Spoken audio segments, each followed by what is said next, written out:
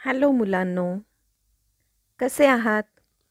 चला, आज आपण EVS लेसन नंबर 5 आणि पेज नंबर आहे 25. चला काढा बरं तुम्ही पण पुस्तक. Page number 25. Open your book.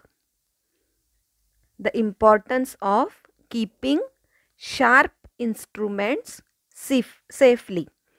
याच्या आधी आपण आपले अन्नधान्य व्यवस्थित ठेवण्यासाठी काय केलं पाहिजे ते पाहिलं. पाणी आपण स्वच्छ आणि शुद्ध कसं ठेवलं पाहिजे ते पाहिलं. आता आपण शार्प इन्स्ट्रुमेंट्स म्हणजे धारदार वस्तू या कशा व्यवस्थित ठेवल्या पाहिजेत, कशा व्यवस्थित हाताळल्या पाहिजेत ते बघायचे. चला, माझ्यासोबत पुस्तकावर बोट ठेवायचं आहे आणि वाचायचं आहे.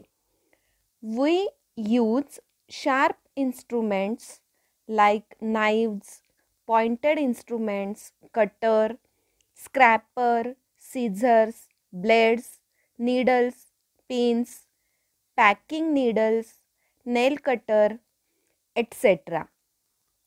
for different kinds of work in our house. For keeping and safe handling of these sharp instruments, the following instructions should be followed. बघा, आपण आपल्या रोज घरामध्ये अनेक धारदार वस्तू वापरतो. जसं की सुरी आहे, कात्री आहे, ब्लेड आहे, पिना आहेत, सुया आहेत, नेल कटर यासारख्या खूप वस्तू आपण वापरतो की नाही. पण त्या वापरताना आपण काय काळजी घेतली पाहिजे, कारण या धारदार वस्तू शार्प इन्स्ट्रुमेंट्स आपण वापरताना जर काळजी घेतली नाही तर आपल्याला त्याच्यामुळे हार्म होऊ शकतो. म्हणजेच आपल्याला कापू शकतं, आपल्याला एखादी जखम होऊ शकते आणि या धारदार वस्तूंपासून झालेली जखम खूप त्रासदायक असते बरं का. तर बघा आता आपण काय काय काळजी घेतली पाहिजे. For a few months before using these instruments, take the guidance of elders in the family and by observing them, learn to use these instruments. बघा, आधी या वस्तू आपल्या हातात घ्यायच्या आधी आपल्या घरातील मोठे व्यक्ती, आई, बाबा, ताई, दादा त्या कशा वापरतात हे आपण आधी बघितलं पाहिजे, हो की नाही. तर बघा आता, do not touch the sharp edge of the blade of the knife. Hold the knife firmly on handle. बघा, इकडे चित्रामध्ये तुम्हाला एक नाईफ दिसतीये, म्हणजे सुरी दिसतीये. तर त्या सुरीला एका बाजूला काय असतं, धारदार त्याची एज असते आणि एका बाजूला त्याचं हँडल असतं. तर आपण नेहमी नाईफ धरताना ती हँडलच्या बाजूनी धरली पाहिजे. जर का त्या शार्प एजच्या बाजूनी धरली तर आपल्याला कापू शकतं. पुढे बघा तर आपण सुरी कशी पकडायची ते आलं लक्षात. त्याच्यानंतर never leave the cutter open. हे समोर चित्र दिसतंय ना, ते आहे कटर. तर ते कटर आता हे दिसतंय ते ओपन आहे. तर हे कटर कधीही ओपन ठेवायचं नाही. आलं लक्षात. कटर नेहमी बंद करून ठेवायचं. Next, scrape the cucumber slowly and carefully with a scraper. Scraper म्हणजे साल काढणं. बघा, तिकडे चित्रामध्ये पण दिसतंय की नाही, काकडीचं साल काढतात आहे, पण ते अतिशय सावधानतेनं आणि सावकाश आणि व्यवस्थित काढलं पाहिजे. बघा बरं, तिथं कसं हँडलला पकडून व्यवस्थित खाली प्लेट पकडली आणि मगच त्या कुकंबरला स्क्रॅप केलं जातंय.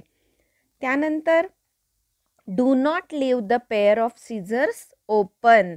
बघा, कात्रीला नेहमी 2 पाते असतात, हो की नाही. ते नेहमी बंद ठेवायचे, कधीही उघडे ठेवायचे नाहीत. The razor blade has sharpness on both the sides. Care should be taken while handling it. बघा, तुम्हाला हे ब्लेड दिसतंय की नाही, याला म्हणतात रेझर ब्लेड. त्याच्या दोन्हीही बाजूला खूप जास्त धार असते. ते थोडं जरी आपल्याला धक्का लागला तरी आपल्याला बोटांना कट येऊ शकतो आणि त्याच्यातून ब्लिडिंग होऊ शकतं. तर कधीही रेझर ब्लेडला कोणत्याच बाजूनी हात लावायचा नाही. Do not keep needles, pins etcetera anywhere in the open. बघा इथं त्या कशा बघा पिनसुद्धा अशी बंद करून ठेवलेली आहे आणि एका ठिकाणी एका कपड्याला त्या लावून ठेवलेल्या आहेत. Such things get lost easily. खूप लवकर हरवतात या गोष्टी आणि खाली पडल्या तर दिसतही नाहीत आणि सापडतही नाहीत. They can prick your any time and anywhere. चालत असताना तुम्हाला त्या कुठेही आणि कशाही लागू शकतात. To avoid this situation always stick the pins and needles on a magnet. बघा एखाद्या ऑफिसमध्ये वगैरे अशी छोटीशी डबी असते आणि त्याच्यामध्ये ते पिना आणि सुया ठेवलेल्या असतात किंवा पॅकिंग पिन्स ठेवलेल्या असतात. तर त्याला मॅग्नेट असतं आणि त्याला चिकटून वर येतात. Never leave safety pins open. आपल्या घरामध्ये सहज असतात सेफ्टी पिना, त्या कधीही ओपन ठेवायच्या नाहीत. त्याचं तोंड जे आहे ते बंद करून ठेवायचं. Handle packing needles and the nail cutters carefully. बघा तुम्ही नख काढण्यासाठी नेल कटर वापरता की नाही, त्यालासुद्धा खूप धार असते बरं का.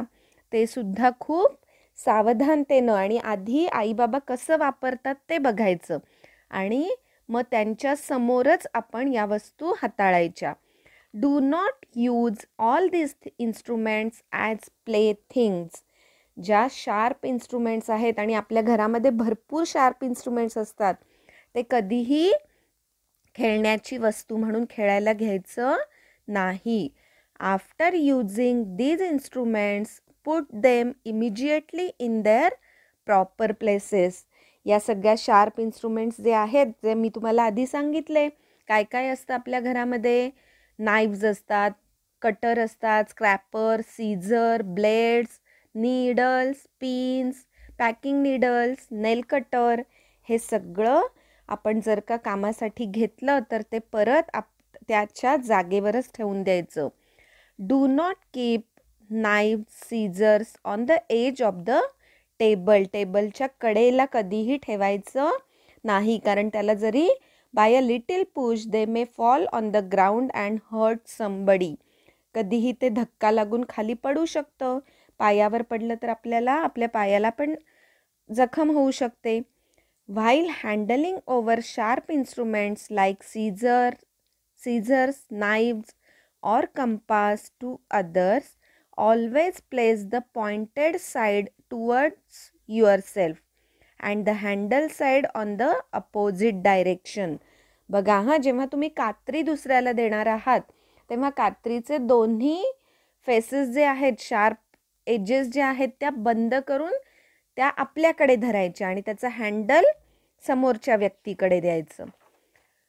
If a glass article has fallen and broken, collect the glass pieces carefully and put them in the bin. बघा आपल्या घरामध्ये काचेच्या खूप वस्तू असतात आणि कधी कधी त्या फुटून जातात. तर त्या फुटल्यानंतर ते जे काचेचे तुकडे पडलेले असतात ते खूप शार्प त्याला एज असते आणि ते आपल्याला पटकन लागू शकतं. तर असं काही आपल्या घरामध्ये फुटलं तर सगळ्यात पहिल्यांदा हातात झाडू घेऊन ते गोळा करायचं आणि डस्टबिनमध्ये टाकायचं. Do not handle the fine glass pieces with your hand. कधीही फुटलेल्या काचेला हात लावायचा नाही. To collect the small glass pieces. बघा कधी कधी इतके बारीक तुकडे होतात काचेचे की ते आपल्याला झाडूमध्ये सुद्धा येत नाहीत. मग अशा वेळेला काय करायचं, तर एखादा ओला कपडा घ्यायचा आणि तेवढी बाजू, तेवढी जी काही जागा आहे ती पुसून घ्यायची. Moisten a piece of cloth and collect the small pieces of glass and throw them in the bin. तर अतिशय बारीक तुकडे जे असतात ते तुकडे कधीही हाताने गोळा करायचे नाहीत. त्याच्यासाठी एक ओला कपडा घ्यायचा आणि त्या कपड्याने ती जागा पुसून घ्यायची आणि मग तो कपडासुद्धा डस्टबिनमध्ये टाकून द्यायचा. बघा हां, आता तुम्हाला तिथे खाली पेज नंबर 26वर काही डू दिस आणि डू नॉट डू दिस असं चित्र दिलंय. तर आपल्या घरी विळी असते, तर विळी कधीही ओपन ठेवायची नाही, विळी नेहमी बंद ठेवायची. त्यानंतर कात्रीसुद्धा बघा बरं, कात्री कशी ठेवली आहे की कात्री नेहमी बंद ठेवायची. कात्रीचे दोन फेसेस दोन एजेस जे असतात ते कधीही ओपन ठेवायचे नाहीत. आणि सुई, त्यानंतर सेफ्टी पिना, टाचण्या, या एक असा मॅग्नेटवाला बॉक्स मिळतो बघा, तिथे दाखवलाय की नाही, असं रुमालाला वगैरे कधीही लावून ठेवायचं नाही. आलं लक्षात? तर समजला धडा? तर एकदा वाचून काढायचा आहे बरं का हा धडा पूर्ण. आलं लक्षात? आपण कोणता धडा शिकलो? The importance of keeping sharp instruments safely.